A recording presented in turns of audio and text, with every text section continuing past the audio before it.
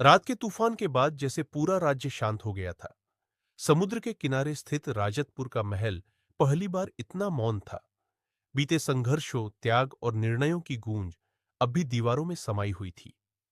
भोर की पहली किरण जब महल की बालकनी पर पड़ी, तो वह केवल सुबह नहीं थी, बल्कि एक नए युग की शुरुआत थी। राज्याभिषेक का दिन आया। राजसभा में नीलिमा सिंहासन पर विराजमान हुई। उसके मुख पर कोई घमंड नहीं था, केवल शांति और उत्तरदायित्व की गंभीरता थी। उसने सत्ता को अधिकार नहीं, बल्कि सेवा माना। मंत्रियों और प्रजा ने उसमें केवल रानी नहीं, बल्कि एक न्यायपूर्ण संरक्षिका को देखा। दूसरी ओर दूर उत्तर की घाटियों में शैला और आर्यमान ने एक नए जीवन की शुरुआत की। वहां न कोई राजनीति थी, न षड्यंत्र, केवल सादगी, विश्वास और प्रेम।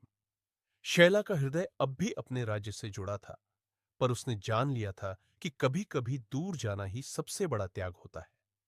पूर्णिमा की रातें दोनों बहनों को एक ही छात के नीचे जोड़ती रहीं। दूरी होते हुए भी उनका संबंध टूटा नहीं। समय बीता, राज्य समृद्ध हुआ और नीलिमा का शासन न्याय, करुणा और संतुलन का प्रतीक बन गया। वर्षों बाद महल के उपवन में पुनर्मिलन हुआ।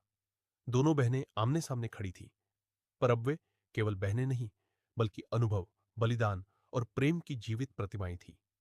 आंसू बहे, मुस्कान खिली और मौन ने वह सब कह दिया जो शब्द नहीं कह सके।